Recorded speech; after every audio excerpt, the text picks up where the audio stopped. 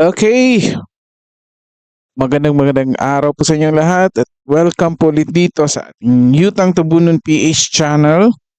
At eto na naman po tayo, nandito pa na naman tayo para sa panibagong reaction video natin patungkol dito sa mga nangyayari dito sa ating bansa. At ito na nga. So, alam naman natin na nung huling Quad Committee hearing bago sila gumawa ng initial report ngayon or recommendations. Mamaya topic natin yan. Merong dalawang pulis na na-contempt. At isa na doon ay ito si Grijaldo. Okay? Police Colonel Grijaldo. Okay. O bakit? Anong nangyari?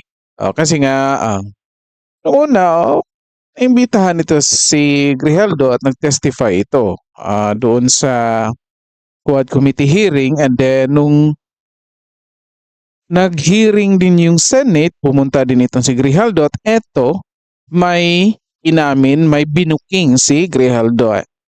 Kung hindi nyo pa ito napanood, ito pa tingnan natin. Ano ang inamin ni Police Colonel Grijaldo? Ito 1 month ago from ANC 24/7. Okay, ito pakinggan muna natin and then comment natin, analyze natin kung anong nangyayari dito. Okay? So ito, pakinggan muna natin. Philippine Senator Ronald De La Rosa attacks the credibility of a joint House panel probing the Duterte drug war. De La Rosa presented a police colonel who claims he was coerced by 2 of the panel's chairmen into confirming a supposed cash reward system for police who killed drug suspects. We have this report. I was approached by a security A person. police officer dropped a bombshell at the Senate hearing probing the war on illegal drugs. Colonel Hector Grijaldo, former Mandaluyong City Police Chief, claims 2 House leaders tried to convince him to confirm the affidavit of retired Police Colonel Royina Garma. In the October 11 House Quad Committee hearing, Garma testified that then-President Duterte, after winning the 2016 presidential race, contacted her to ask her to find a Philippine National Police operative who can implement the drug war on a national scale with the Davao template in mind. After a while, Kong Dan Fernandez entered the room and he asked me to sit beside him on his right side. And then Kong Abante entered the room. Kong Dan Fernandez put the paper he was holding on the table and told me, "Ito ang sasabihin mong statement na ito," while pointing on the paragraph on the paper. "Ito ang supplemental affidavit ni Colonel Garma. Sabihin mo, alam mo ang reward system. I-confirm mo lang." I was puzzled and I asked myself, why me? I respectfully told him that I cannot confirm, and then Kong Dan Fernandez said, while holding the affidavit, "Saan ka pwede?" "Dito, noong 1999, about DDS. Alam mo to, pulis ka na sa Davao nito." Grijaldo said he cannot confirm the affidavit of Garma since he was not yet a PNP member at that time. Grijaldo added he felt insulted after the conversation. Gusto nilang magsisinungaling po ako, Your Honor. Kong Abante asked me how many years those still I have with the PNP. I answered, I still have 4 years before my retirement. Then he made a remark, "Pwede ka pang maging general." I humbly responded to him, "Masaya na ako sa ranggo ko, sir." That's very inappropriate and it's very irregular for a lawmaker making an investigation in aid of legislation to make that kind of approach to a resource person. Senator Bato de la Rosa has called the House Quadcom probe a gag show. Congressman Benny Abante meanwhile asserts he did not force anyone to sign any affidavit in exchange for favors or the possibility of promotions. He adds Based on the conduct of the Senate hearing, a conflict of interest exists which compromises the Senate's ability to hold impartial proceedings. Congressman Dan Fernandez brands Grijaldo's allegations as lies. He explains Garma told them Grijaldo can corroborate her statement since he knows about the reward system and that when Grijaldo said he knew nothing, the lawmakers did not insist. Senator De La Rosa has recommended that Grijaldo be put under the Witness Protection Program. Grijaldo was earlier placed under restrictive custody amid the reinvestigation into possible lapses in the handling of the case of retired General Wesley Barayuga. Meanwhile, Congressman Abante said government should now file a case related to extrajudicial killings against Duterte following his statements before the Senate and that these should be used by the International Criminal Court. We owe it to the victim and the Filipino people to pursue justice without any fear or favor. Nako, ang galing magbasa ni ito si Abante. Mga kaibigan, eto na nga. Again, itong balita na ito, 1 month ago ito. Okay? At kung hindi nyo pa po alam, hindi nyo pa po narinig, ito ay, again, nangyari nung ang Senate nagkandak ng kanilang investigasyon kasi nga na-observe nila na itong nangyayari dito sa Quad Committee nito, dito sa Congress, masyadong halatang hindi fair. Ang pinapakinggan lang nila ay yung mga kriminal na nagsasalita. Hindi nila pinapaniwalaan itong mga pulis na kahit anong sabihin nilang totoo, anong ebidensya ay pinipresent nila, hindi pinapaniwalaan. Ito na nga. Okay? 1 month after, ano na nangyari? At ito. Okay? Nag-set in contempt ito, sila. And then, ito na nga. Pakinggan natin. This was December 17. Okay? Can you give us details on the detention of Grijaldo? Kailan po siya na-under jurisdiction? Okay, si Colonel Grijaldo ay nakadetain ngayon sa detention facility ng House of Representatives simula po nung December 14, no? We asked the assistance of the Philippine National Police at saka ang ating House Sergeant at Arms, no, to implement the contempt order and arrest and detain, no, si Colonel Grijaldo since December 14 pa siya nandito. Kung nirereklamo kasi nila... Sumuko ba siya? Well, yung una, he was not, actually, sabi niya kasi nasa hospital siya, he wants to stay in the hospital and have a hospital arrest. But of course, we did not allow that because sabi ng mga doctors... Diba? Again, kasi nga ito si Colonel Hector Grijaldo, may arm injury ito. Nag-undergo ito na injury. Ito na nga, alam niya. Nung una pa lang, pagkatapos ng mag-testify or pumunta doon ni Hector Grijaldo sa Senate para maging resource person, nagsabi na siya na handa siya sa kung ano mo mangyayari sa kanya. Okay? Kahit alisin pa siya sa posisyon niya, handa na siya. Yun nga, sinabihan niya asawa niya na kahit magtanim na lang ako sa bukid natin, okay na sa akin yun. At ito na nga nangyari. Kasi nga, somehow malaking damage yung ginawa ni Colonel Hector Grijaldo dun sa Quad Committee. Kasi pagkatapos umaten ni Hector Grijaldo dito sa Senate hearing, pagkatapos na inilabas niya itong malaking or mabigat na information na ito, and unfortunately, kinonfirm naman ng dalawang congressman na kinausap siya. Okay, the fact nga, kinausap nga siya doon sa likod, o kahit dininay nila, mali naman yung dininay nila na pinilit nilang pirmahan, hindi naman yun ang sinabi ni Colonel Grijaldo. So mali yung dininay nila para nga ma-deny nila. But yung sinabi ni Colonel Grijaldo is kinausap siya para kumpirmahin kung ano yung sinasabi ni Colonel Garma. Unfortunately, hindi nga niya ma-confirm kasi nga hindi pa siya nandoon sa PNP during that time. And yun nga, ang laking damage doon sa Quad Committee sa Congress. Kasi pagkatapos nun, ang daming tao hindi na naniniwala dito sa Quad Committee na ito. O, pati ako, hindi ako naniniwala. Kahit anong maririnig mo dyan, kahit anong sabihin ng mga pulis dyan or ng mga resource person, magpapaisip ka.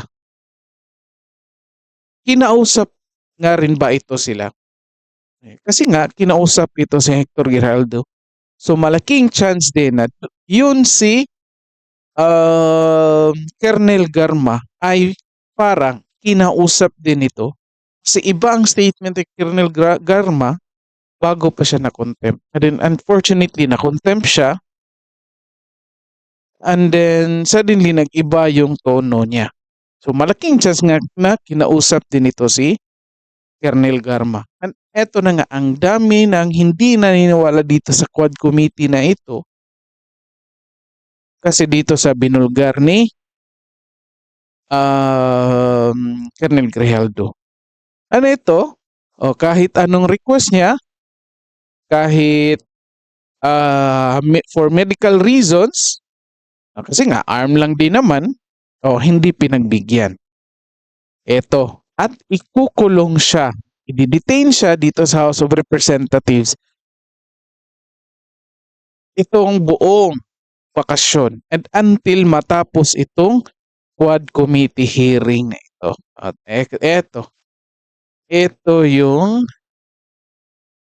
masakit kasi nga wala kang kaso o kahit under investigation pa, wala kang kaso, kahit may accusation sa iyo, wala pa namang na-file na case, hindi ka naman guilty, okay?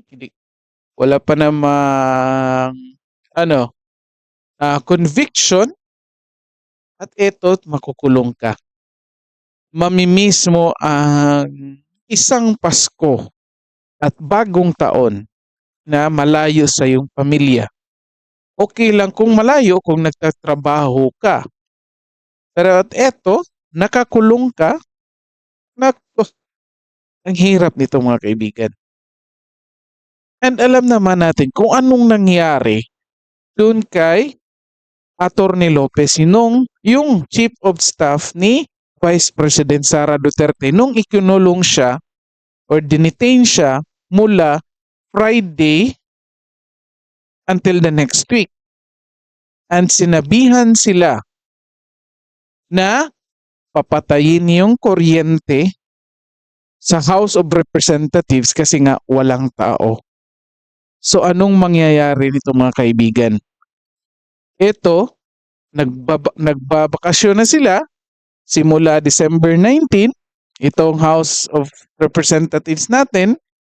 At ito, since December 14, nakakulong na itong si Colonel Hector Grijaldo.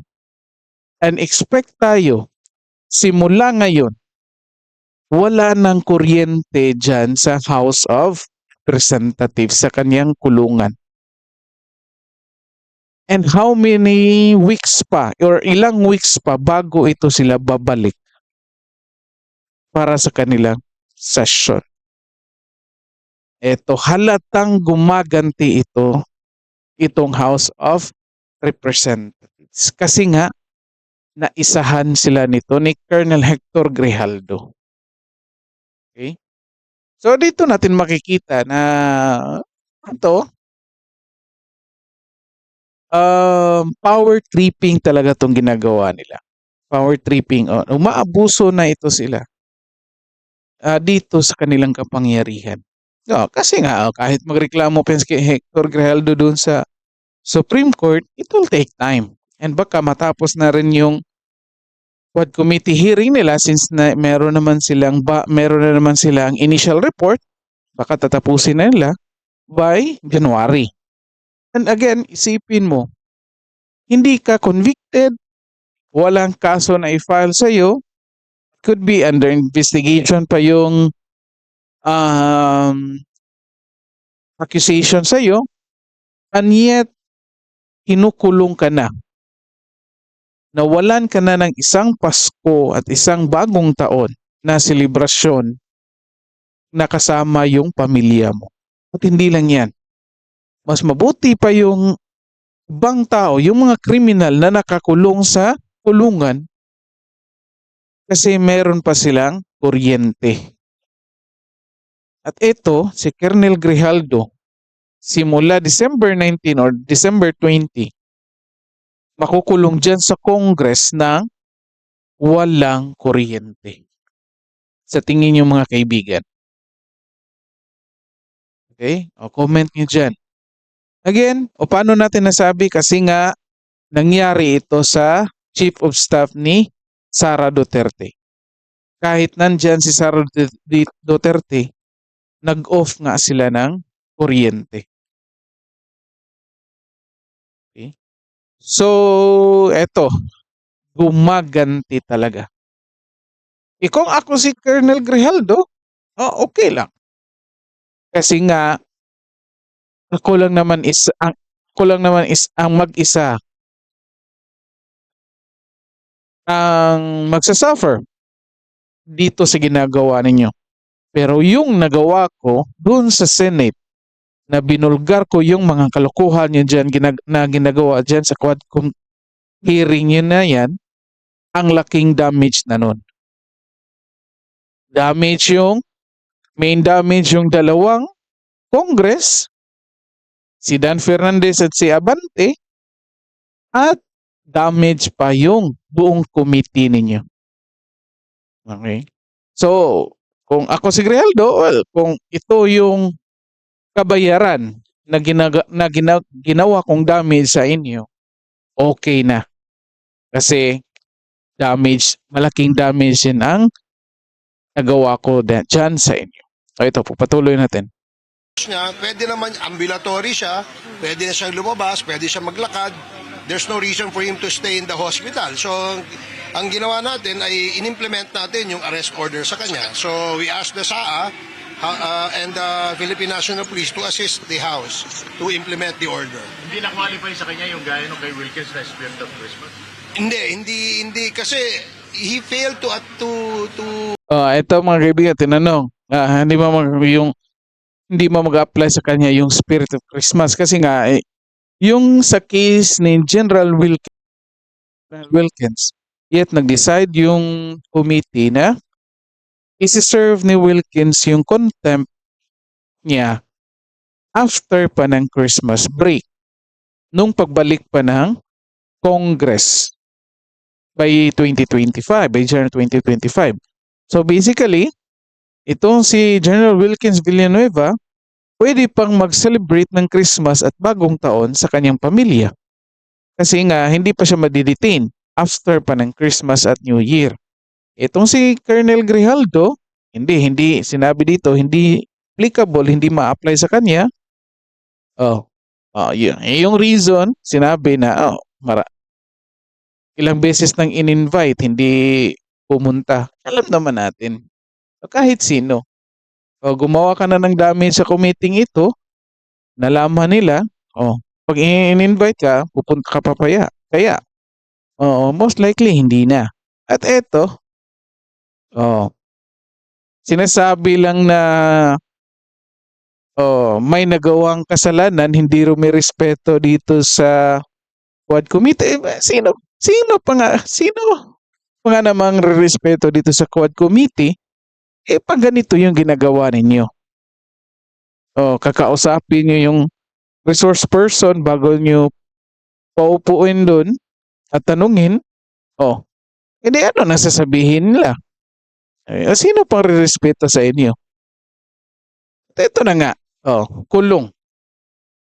Itong si Hector Grijaldo ng buong bakasyon.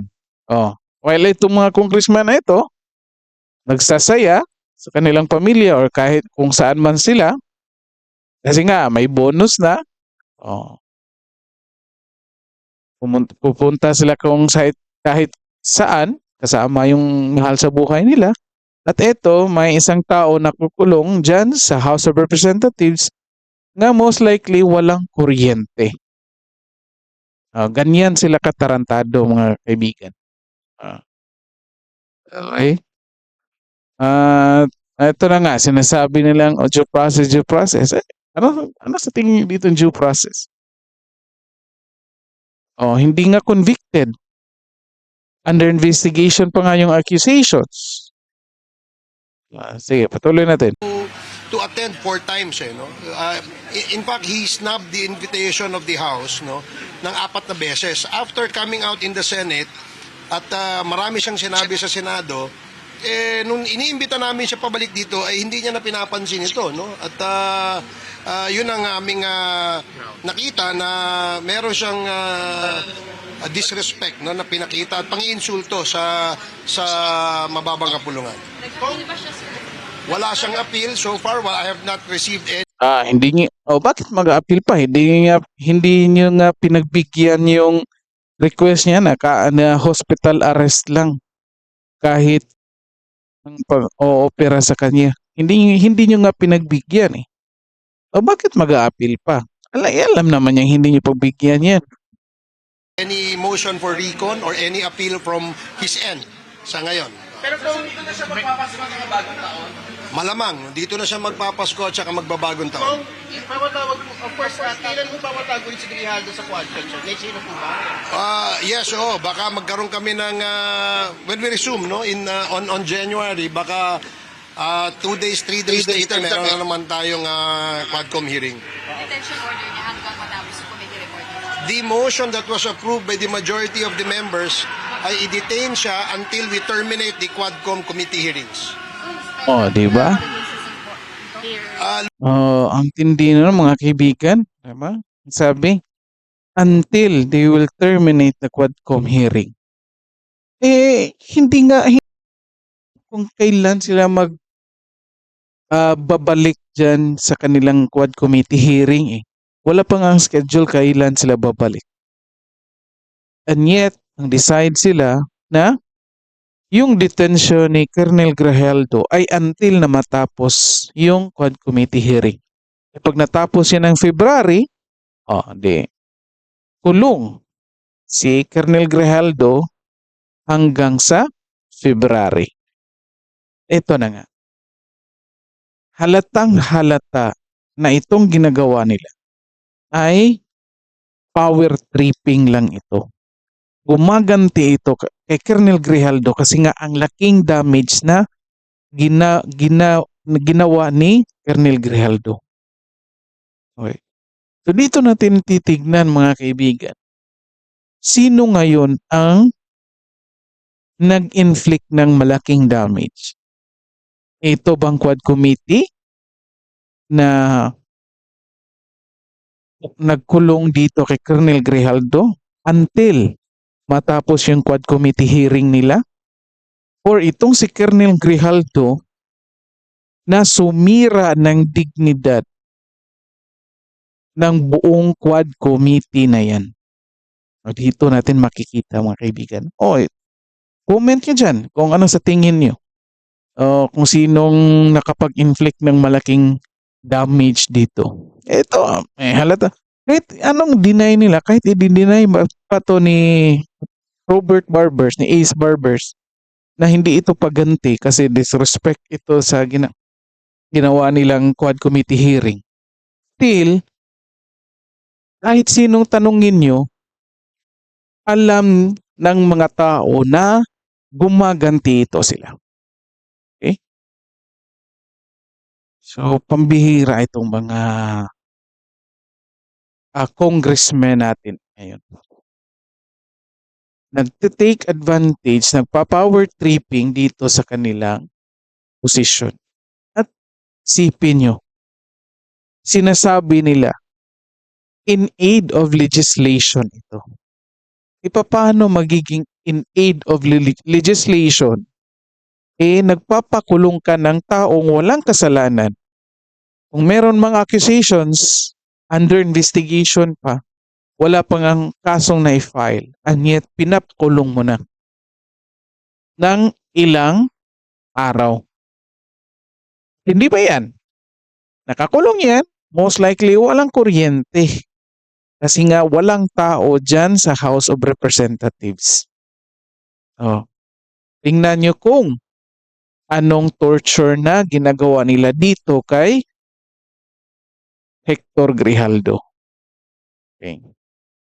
Pagdasal na lang natin mga kaibigan na pagbalik ng Quad Committee hearing, hindi ito bibigay si Colonel Hector Grijaldo. Kasi ang hirap niyan mga kaibigan. Isipin niyo walang kuryente. Hindi ka makakatulog. Ang daming lamok. At hindi lang yan sa gabi. Kasi walang tao. Bakasyon yung House of Representatives eh. Bakasyon sila. Diba? Bakasyon sila. So, expect tayo na walang tao dyan, off yung kuryente. Katulad nung nangyari dun kay Sara Duterte at ng kanyang Chief of Staff na nakadetain doon sa House of Representatives nung kinontempt nila. Again, Vice President pa nga yung nandoon. Still nag-off sila kasi nga nag-off sila ng power kasi nga walang tao. At ito, Colonel Grijaldo, buong araw hanggang sa babalik yung sesyon ng House of Representatives, walang tao. Torture yan mga kaibigan. Okay? Emotionally and physically. Torture yan. Pagdasal na lang natin na kung babalik na itong House of Representatives sa kanilang session matapos itong Christmas break na ito, dasal natin na hindi ito babaliktad si Colonel Hector Grijaldo. Okay? So, dito na lang po muna tayo. Ito na nga, na-discuss na natin. Comment nyo dyan kung ano sa tingin nyo dito sa issue na ito. Comment nyo dyan para malaman natin kung anong opinion ninyo. Anong tingin nyo dito. Okay? So, like and share na lang po. And then, pa-subscribe na din dito sa ating channel. Maraming salamat at magandang araw sa lahat.